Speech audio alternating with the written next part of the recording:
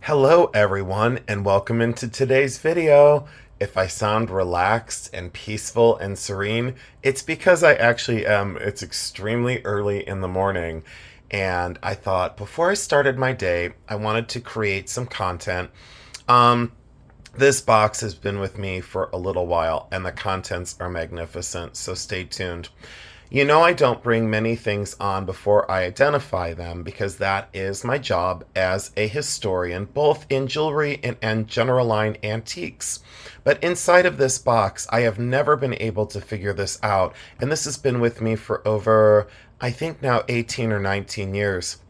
I bought it at an estate sale, and all the jewelry out on the table at the estate sale was $2 each, and I filled a bag back then for $2 each. And when I show you this, a lot of times I allow the things that I buy to speak to me.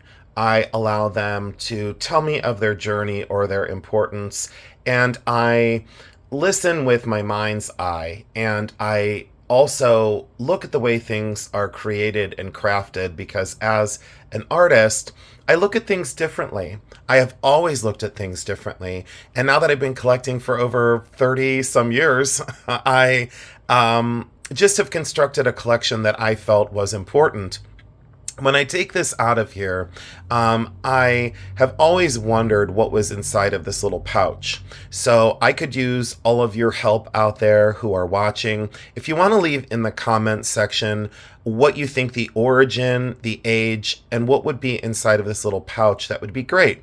So my gut instinct was when I studied this and when I looked at this and the way the cross is constructed, the shape of the cross and also kind of the form of the cross, I definitely thought, obviously I was going more towards like Romanian. But then again, crosses and forms and letters have been utilized throughout history and borrowed from different cultures. So I'm not sure on the origin.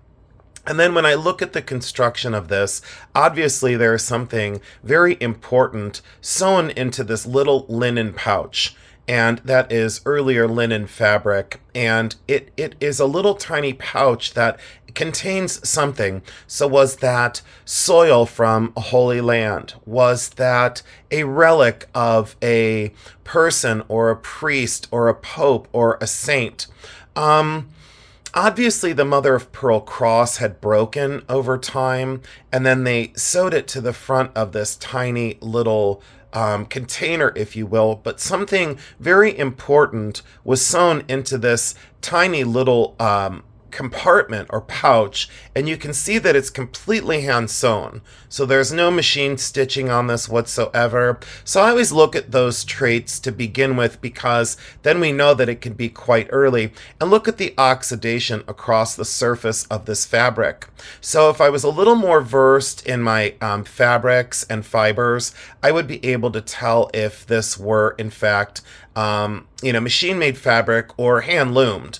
To me, it sure looks hand-loomed because there is a variable here and there that might just be wear to the fabric. And this may not be linen at all. This actually could be cotton and linen, both. So there could be some cotton fibers in there as well. I can test some of the fibers, but I would choose to not to on something like this, just because it is so sacred. And you could see that this cross has been on here since this was created. So if anyone has any information out there in YouTube, I don't bring on things until I know what they are, but I need your help. And I would love for you to put in the comments, there's nothing right or wrong, so don't be bashful. Just give me your thoughts on this.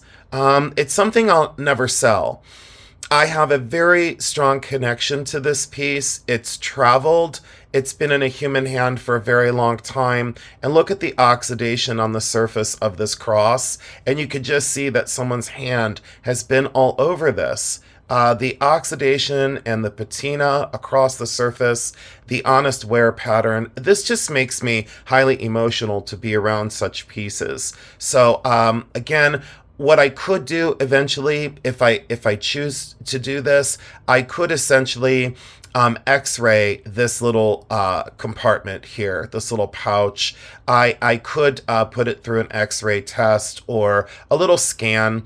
I would not want to open this up. I don't feel as though it would be kind. I feel as though this is a sacred relic and something that's very early. Date on this, I could circa date it to, I would say, at least the 19th century. Some people might disagree with that as well, but I've been around antiques and general line things a very long time, and I would just consider this 19th century, and that pretty much covers it. But anyways, I absolutely love that. And again, if I get further information on this, or if I do figure out what's on the inside of it, I'll bring this back to the next videos. So stay tuned. The box here is absolutely exquisite, and look how this glows in the lighting. A lot of people, and there's a difference of opinion out there. Let me scoot this out of the box because I don't want to disrupt that. So, and the energy on that little thing, and I say little thing because it is a relic, and the energy and the vibe on that is just exceptional. Let's zoom in a little bit more on this. There we go. Now I feel better about that. But let's talk about the material that was used here. A lot of people would just say, well, that's mother of pearl. That's okay. That's okay. These are now known as green snail shell. And there's a big difference between mother of pearl and green snail shell, because mother of pearl is just kind of a blanket form that says from various, the shell comes from various pearl oysters and mollusks. Okay, it doesn't come from one specific, but green snail shell is from the, and I do this on memory and I always mispronounce this, but it's turbo and then Marmoritus. It's Turbo Marmoritus. There we go. And the last is always spelled Moratus. There we go. I got it all out. Now I don't have to lecture you on anything else. But anyways, green snail shell is completely different than mother of pearl, but it is similar because it does use the inner nacreous layer of the shell itself. Okay, so there is a similarity between mother of pearl and green snail shell. You might ask yourself, why is that important? Because green snail shell is very valuable, and especially in such little boxes. Now, if this was a mother of pearl box and just simple mother of pearl, I would say the value with the star here and from Bethlehem, I would say, boy, this is going to be a tough one. Just as a mother of pearl box, again, late 19th century into the early part of the 20th century, I would say on something like that, mother of pearl would be around $65 to $95. Green snail shell elevates that times 3 or 4. So I wouldn't sell this box for any less than $295 or around $325. There are a few online that are smaller and less complex, and they're in the vicinity of $200 to $300, and they are listed correctly as green snail shell. So much more people are becoming aware, but look at the color of this. See how that goes, that electric, pinkish and that green. So it stays very pink and green, and it goes all the way around this tiny little box. Very early construction on this one as well. So when I talk about early, like I said, late 19th century, could be a little earlier than that by about 10 years, but I wouldn't get too carried away. The inside. Religious metals had always been my thing, and most of these just came in. And I had done a video on some of my religious metals before, and I just want to do a quick peek at some of these. And I haven't cleaned anything up yet. Many are sterling silver and 800 silver. On these religious metals, just be careful because a lot are nickel silver or silver plated. But the 800 silver and the sterling silver ones are usually marked. If they are not marked on the back in some way, which this one's marked right here, if they're not marked in the back, they're marked usually here, they're marked sometimes here, and always check this region right here around that kind of cast in place bail Watch those because they will put tiny little hallmarks up there sometimes. And I think there's one right there. Yep, one or two right there. So those are little teeny tiny silver hallmarks. So don't just look on the back of the items. See how that one's marked there? Good. I'm glad I caught that one before I set it down. But look at the design of these. I absolutely love them. And when people ask about my silver and why I don't clean it, I show them items such as these and I say, could you imagine cleaning these? I would say, please don't do it. Please leave them the way they are. If you want to lightly polish, that's okay, but don't get overzealous with polishing. Look at this one, sterling silver and glass enamel. I think why I've always loved these is there is a certain power to these because these were loved before. Anything that was passed on in the families that was religious, and you all know I was raised Catholic, but now I practice Buddhism as well. So, and I did go back to church, and I actually am considering going to a temple, which is about 20 minutes from my house, to a Buddhist temple. But I like to combine religions because I feel that you can glean a lot of knowledge and a lot of understanding from multiple religions. That's just that's the way I am. And I'm very proud to be a Catholic, but I'm also very proud to practice Buddhism as well. And I believe that the blend it keeps me very well balanced. A lot of times when I see these medals, I just feel the past owner. It's all on how these things feel to me if I commit them to my collection. Look at some of these things, how amazing these pieces are.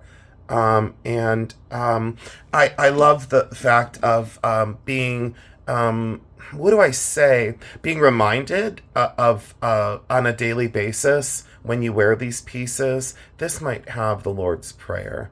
Let me take a look and see what this is on the inside. You'll have to forgive me because I haven't looked. Yes, Our Father who art in heaven. Yes, absolutely. And the Our Father right there in miniature. Look at that in sterling silver. And the whole prayer is there. They left a space here so someone could engrave their initials. Look at that. Absolutely exquisite. And I had done research on a lot of different religions over time. And I don't know what to say besides I would rather apply it to real life than just say it or, stay in the words of a book. I would rather look at this. I would rather live it than just say it. Sterling. And I still fail every day. I still fail a lot. Look at how this is constructed. That engine turn design is behind Jesus with that halo and the Sacred Heart there. The detail of these pieces, and then that hand enamel painted glass, absolutely gorgeous. And let's get into a lot of these little ones because, again, I didn't get a chance to really study these. Oh, I need a sip of coffee. My throat is all dried out. I was talking too much yesterday. Let me grab a sip of coffee. I'll be right back. I was laughing too that I just took my break and I said, I was talking too much yesterday. I talk too much every day. Let's see here. I guess I like to hear myself. I like to hear myself talk. Look at this for a Virgin Mary, framed in marcasite, and then the saying all the way around her. Really just so beautiful, solid sterling, marked there. So very, very clearly marked. And I love this chain. Look at that, And now people, I think they're calling this a snail chain. I think they are. I think they are. I've always called it pretty. I've never had a name for that until recently. And look, the chain broke and they kept it because they loved that unusual chain. I have to do a video on my sterling silver chains. That's what I need to do. I need to do an unboxing of all my sterling silver chains.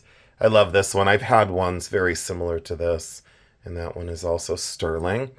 And look at the inside of this early box. Look at the silk on the inside of that. Isn't that just exceptional? And look at the way this is put together. Here, I'll just go in close on these. And I wish I could show you the front and back of all of them, but you'll kind of get a a good feeling for it. I love this one.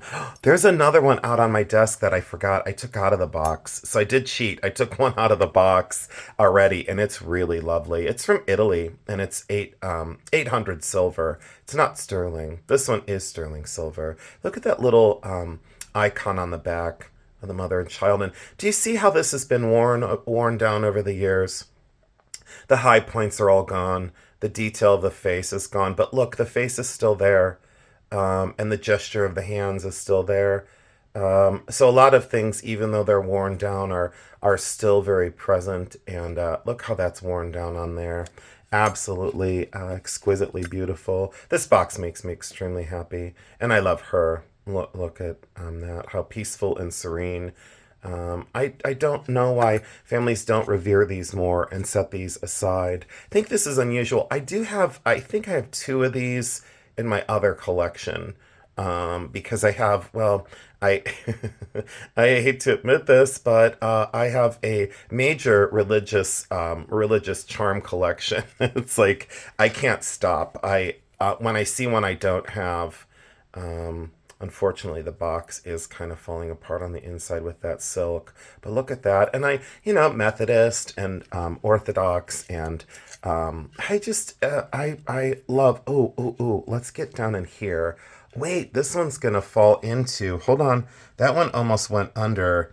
Okay, here we go. That one almost went under that lining. Look how small this is.